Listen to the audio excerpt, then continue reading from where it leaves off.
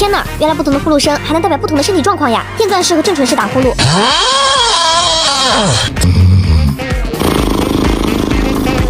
问题不大。牛叫式代表身体有点累了。卡痰式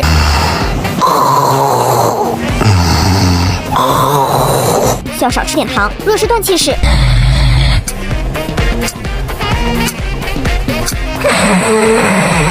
就必须赶紧去医院检查一下了。看到评论说一晚上暂停30次就是重症，严重的时候需要戴呼吸机睡觉，还是有点可怕的。打呼噜的小伙伴最好都去检查一下比较好啊。